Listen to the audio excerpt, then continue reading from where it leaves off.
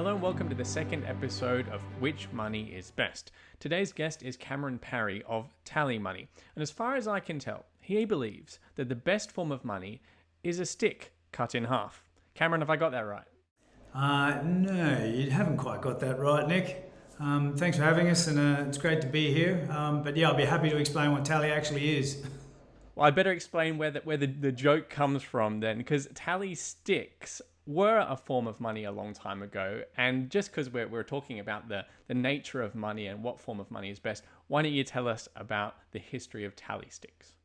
Well, tally sticks, which are a thing, have been used for beyond centuries, but they, I suppose, more relevant to us was in medieval Europe, where people could record a debit and a credit by marking a hazelwood stick. and then they'd split the stick vertically, and you'd actually walk around with, who owes you what for your goods and service. That's a form of banking. Excuse me. And that's that's just a good physical form of banking to record debits and credits. It's actually all of that's kind of irrelevant to Tally, and the reason why I came up with the name Tally for what we're doing was a bit different. First of all, when designing an alternative to banking, fractional reserve fiat currency banking, to come up with an alternative to debt-based money, which is what fiat currency is, I wanted something that was a product name that was not all doom and gloom, and that we're facing a financial crisis and you better do this, or the world's on fire. And indeed, with Tally, our view is that start using Tally, and for a lot of people, that thing you weren't worried about when it comes to your money, you can keep not worrying about it. You're empowered, you're free, really, to go forth and be as productive as you can be, because nobody's undermining the value of your money, behind you as you sort of move forward in life. And so Tally was a short, happy name. It was a real word, and we're dealing in real money, and fiat currency is a very artificial form of money. It's certainly an artificial store of value, which is why it's not a good store of value. So I wanted a real word because money is omnipresent in our daily lives. I liken it, and why people, not so much your listeners, I would expect, Nick, but most people in society don't really think about the concept of money, how they're holding their money. Is a savings account at your bank just another form of investment account? And that is one way to look at it. But of course, when people think about money, they think about something that they can exchange freely and immediately for goods and services as they go about their lives. And there's multiple touch points a day that we're all using money. So basically, Tally as a word, it's also a word that means a singular and a group of many. So it has a singular and a plural part to it. It's a verb and a noun, and tally is a way of keeping a score, keeping a record, and obviously you want to do that with your money. Even though we don't work in credit, you definitely want to record what money you have, or you want us to. And so that was it, really, yeah. And it was used in the English vernacular, and we came up with this and started developing this in that historical financial hub of the world called London, and it is a great fintech hub of the world currently. Yeah, and we're going to dig into how Tally actually works, and the fact that you're using gold but solving a lot of the problems that are associated with gold, which actually John Butler alluded to in the previous video. But you touched on something which I think is the idea behind Tally, and that is whether your money is an asset or a liability. So gold obviously is an asset. So if your money is gold, then what you're exchanging with someone else when you're paying with them or being paid in gold is an asset, something of value. Whereas a tally stick originally, but also fiat money today, is a liability. It is an expression of owing someone to something, something to someone. Can you explain that distinction a bit more? Because it's only when people realize that they realize the need for what tally money really does. Yeah, so a good example of fiat currency being created by credit is the fact that when you deposit money with your bank, they pay you interest. They don't pay you much interest, but they pay you interest. If you ever see interest getting paid as a return in anything, there's a loan going on. So you lend your money to the bank, They then create more money, digitally create more money off the back of this, and they use it as the fractional reserve, thus the term fractional reserve banking, the fractional reserve of security against the new money that's been created and that's now lent out, from a bank's point of view, lent out to borrowers in the system. With something like gold, and we thought, gave a lot of consideration. Initially, I was trying to design a better form of money. It does need to be accountable to something, and for that, you really need something that's physical, that's easily understood, that's relatively efficient to store and move and to purchase, because we have to run our own treasury around gold to be able to issue tally to our customers. But basically you're exchanging an asset for goods and services rather than a loan note, a credit note. And that's fiat currency, is that debt-based money created through credit. And I suppose an example of that is, or one I think I saw once, if you went to a bar and paid with anything, but if you paid for a drink, that's one way of doing it. But if you opened up a tab, all of a sudden you've got a good or a service, but there's a credit arrangement that's gone on. And in fact, money as credit has just been created instantly and without any anchor. So one of the big things with Tally that we were trying to address was having accountability to the money supply. Like whatever we thought our money supply should be based on, it needs to be anchored to something that makes it accountable, so that we can't arbitrarily expand our money supply. Just that'd make our system as corruptible as the fiat currency system. It's not to say everybody's corrupt in the fiat currency system, but if you have corruptible systems, people will game these over time. They'll figure them out. It's really important to have tangible accountability when you're dealing with money. And certainly I want that with my money that I use day to day or that I save up for years. So obviously I'm a Tally customer, which would probably be strange if I wasn't. You're not a banker. That's the real angle. You are a Tally customer, but not a banker. And the fact that those things could not be more different. To me, the easiest example is just when you spend money on your credit card, that money doesn't come from somewhere. That money is created in the act of spending because it is an expression of owing something. And what makes this especially interesting to macroeconomists is the idea that when money is an expression of IOU, like a tab at a bar or a credit card expenditure, that money disappears when it's paid off, which means the money supply is deeply unstable, and so you have these big credit waves, credit cycles, which cause booms and busts in the economy. But let's move on to how Tally money actually does what you're claiming it does. How does it work? Yeah, all those things you're touching on are really important to understand if you're going to design this type of thing. But one thing with Tally, we try and keep it simple because most people don't have time to get caught up in really the intricacies of the concept of money and the history of money and how it, and how it plays out and things like Bitcoin and what characteristics they were designed to address and what came before that and all this. Guys like you and I have to do that, but it's so that actually people can just get to the bottom line of how it affects or works for them. So with Tally, every unit of Tally is a milligram of gold. When people deposit Tally into a Tally account, so we issue individual accounts. They're not an omnibus account. It's not a pooled account. You get your own account name and account number and the sort code. It seamlessly connects with your other with a bank account that you may have. But this is not an account with fiat currency. This is an account with Tally.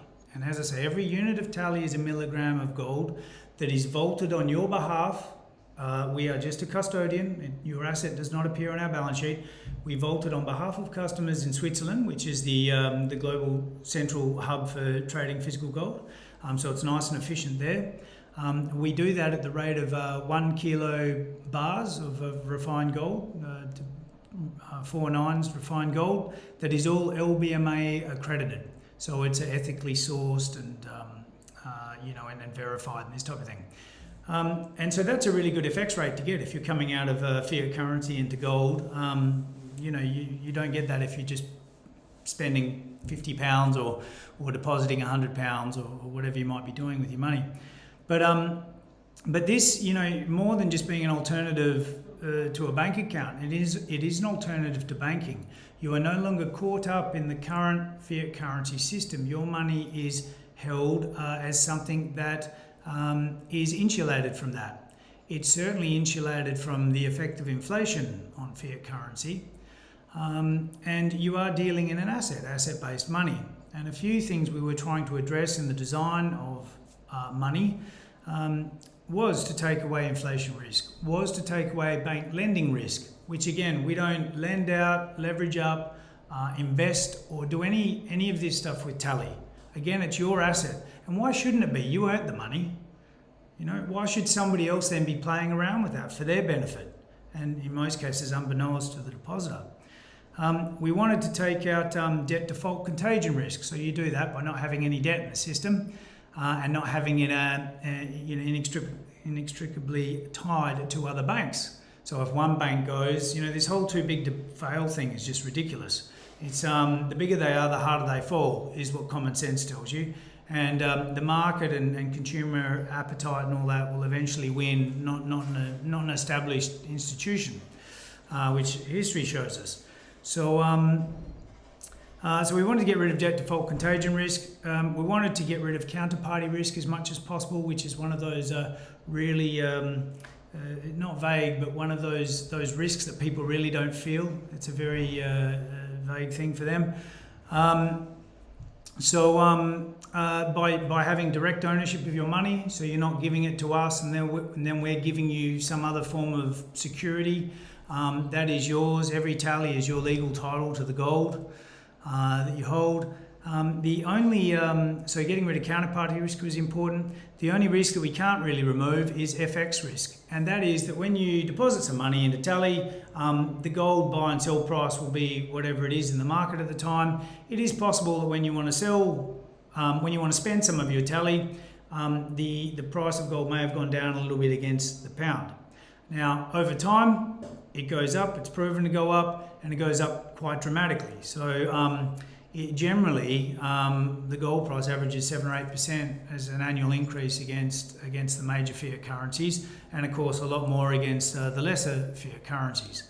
But what's interesting now, we've been developing this for a few years, and it's only available in the UK. So apologies to any listeners in other jurisdictions, but we will be looking to roll this out globally. But in the UK is our has been our sandbox, is our test bed for all this. That's what it is. They're the risks it takes care of, and this is important to people mainly because of inflation. They're really seeing inflation officially be with them now. Of course, when inflation is lower officially, we still know that things go up in price. So it's not like inflation doesn't exist. And inflation, even the word inflation, to inflate something is to expand it. That's where the term comes from. So expanding the money supply through quantitative easing, through always having governments having to catch up because they're over-promising to get elected and then they need to overspend more than they have. This is why our money supply continues to get inflated and the value of our individual units of money get inflated away. Let's quickly turn back to how Tally money is used. So you issue, I believe it's a MasterCard, correct? And people just spend it as they would for any other form of credit card or debit card. It must be debit. Debit card. They get their individual account with IBAN, which is an international bank account number. You get a MasterCard debit card linked to that account. So it's not a prepaid card or anything like this. And it works just like any other foreign currency you might have as a bank account. I could have a UK account that's denominated in US dollars. If I wanted to do that, it would work the same. But what we took out of the equation of that was we wanted real-time transactions so people could budget and, effectively with it. We wanted, what else do we want there? Real-time transactions. So money moves in and out and there's no delays unless they're international payments.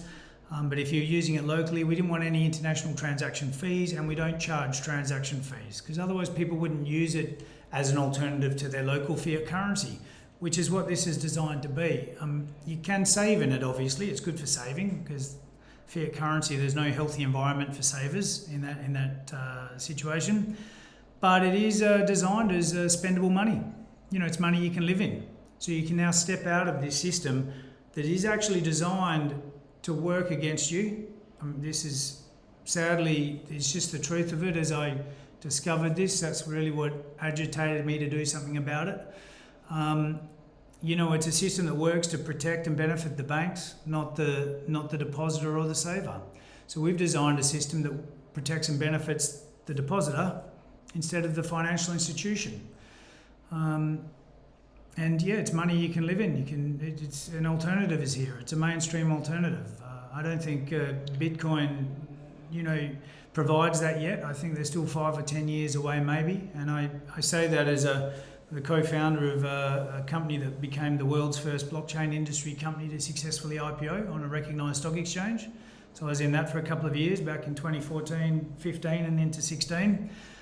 It's not the answer for mass adoption and to give most people a very familiar way of using money, but the money itself is a superior product. Yeah, gold's a lot more relatable to people. My next question was going to be, what are the problems that it solves? But we've discussed that at length. I would sum that up by saying that it's either solving the problem of too much inflation, where your fiat money is being devalued, or it's solving the problem of counterparty risk of banks defaulting or some other institution defaulting on you because it's not an asset you're dealing with when you're dealing with money, it's a liability. Let's move on to the downsides of tally money.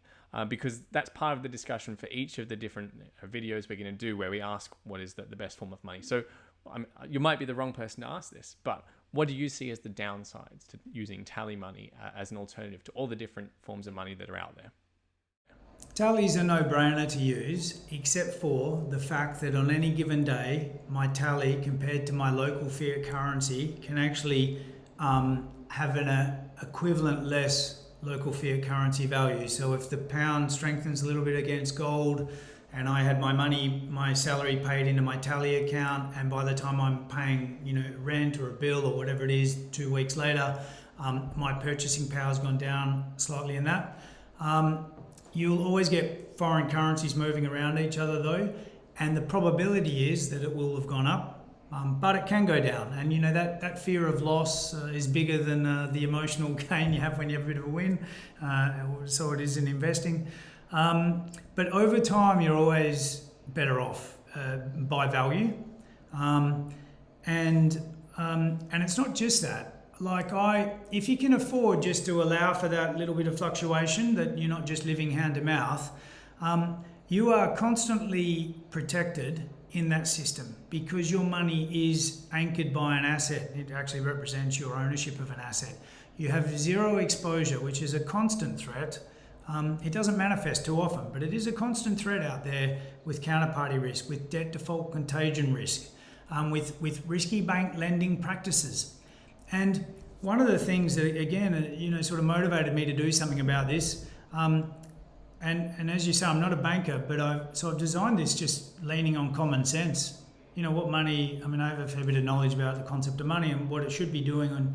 And also there was quite a difference between what we think our money should be or be doing for us and what money actually is and what it does for us or does against us, as sadly is the case with the fractional reserve banking system.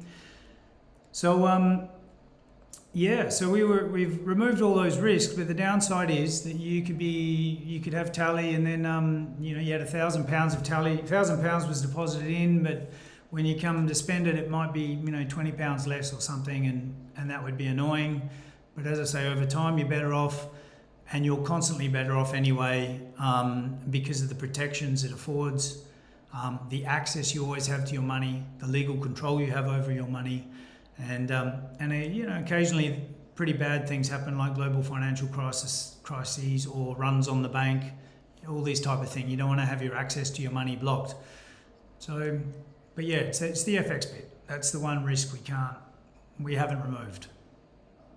when people sign up to Fortune and Freedom, the financial newsletter behind this video, one of the first emails they all get in what we call a gauntlet, so it's the series of emails that all new joiners get, talks about counterparty risk and why people should go onto their own gold standard. And this is, as far as I can tell, a better option than just buying some gold and gold coins, because you don't have that loss of link between your spending money and your gold savings.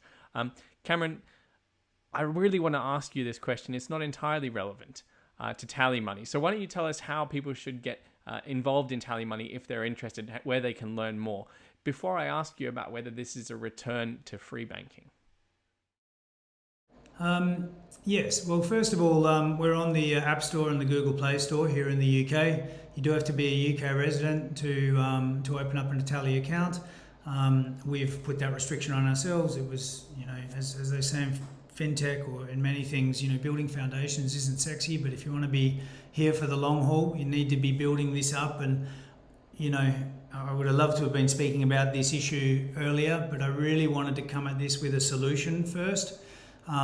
There's a lot of people are aware of this problem in fractional reserve fiat currency banking, and it's been discussed for many years, but I really wanted to come to the conversation with a solution which should suit many people, but I don't expect it's going to suit everybody. But yeah, as you were anyway, that's it. You go to the App Store. When you're in the app, you order your card. You activate your account, you do this, and then you're away. It's like any other bank account. It operates like any other bank account, except it's not denominated in fiat currency. It's not protected by the Financial Services Compensation Scheme either, because it just doesn't apply. Your money is protected because you have a real asset there, and that's protected by various things we have set up in insurance and security trustee arrangements if we, ever went out of business, because again, it's the customers earned the money. They should be entitled to all of it and not have somebody else using it for their own means. So let's turn to, I guess this is going to be a bit of a warm-up for an upcoming interview that I've got planned with George Selgin about free banking, which is the idea that governments are not actually necessarily the issuers of money, and that you can have competing forms of money in a society.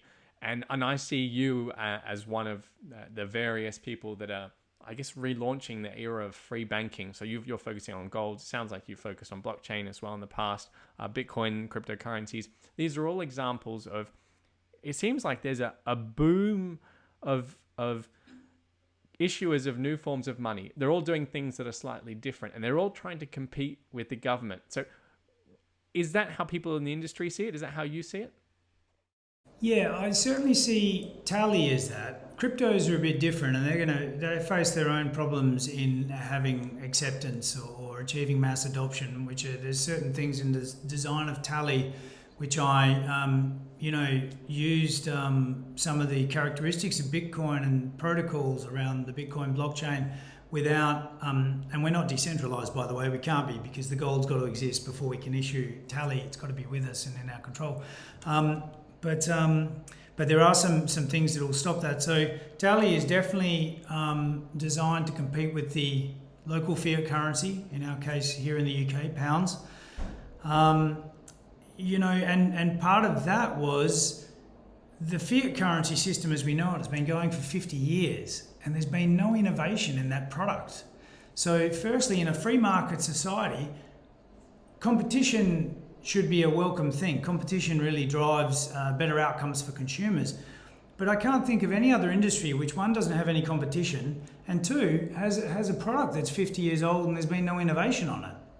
So, that in itself is kind of just like a nonsense thing, a weird thing that exists.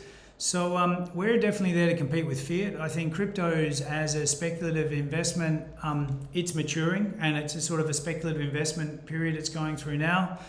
I think I'm a big believer in Bitcoin. I think Bitcoin will get there.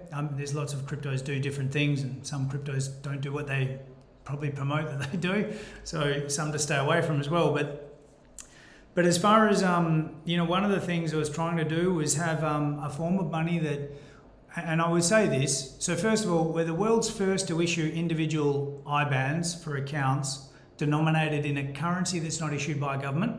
So we're the world first on that, which is a nice little claim to fame. But I would also say that we, in a tally account, you have the most easy to understand form of money in any sort of account or bank account in the world. And that is because every other one has fiat currency, and this is the most easy to understand form of money as far as how does it drive its value. And so I think tally is a massive tick of that box too.